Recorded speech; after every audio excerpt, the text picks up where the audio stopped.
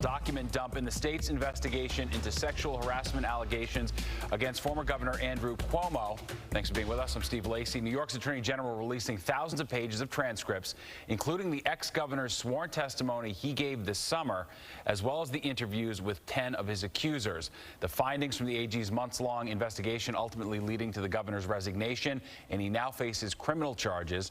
Linda Schmidt's been going through the documents page by page. She joins us now with the new revelations. Linda. Yeah, hi there, Steve. And Governor Cuomo's interview alone with the investigators is more than 500 pages long. In fact, it's 515 pages. And at times during his interview, the governor was adversarial.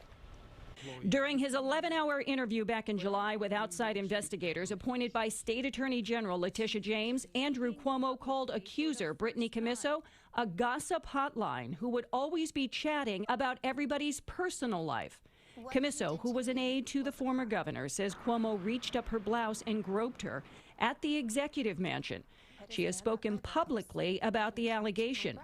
Cuomo told investigators, "I would have to lose my mind to do such a thing.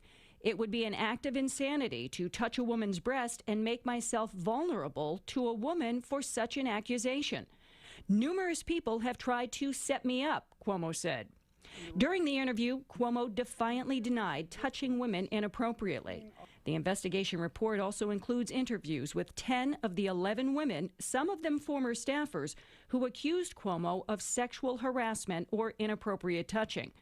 When asked if he had ever kissed any staffer on the lips, he said he did not think so, but he could not be certain. "That's what some people do," he said. "Never a romantic kiss, right? We're just talking about a peck on the lips."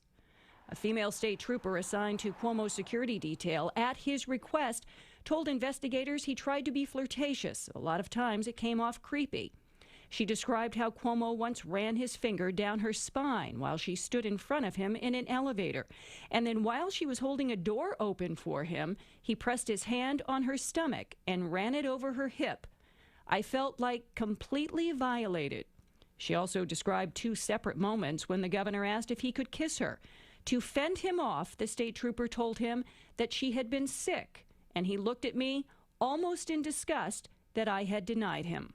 Cuomo called the investigation biased and political, and he believed his conduct was constantly under scrutiny by his enemies, including one of the lawyers conducting the investigation.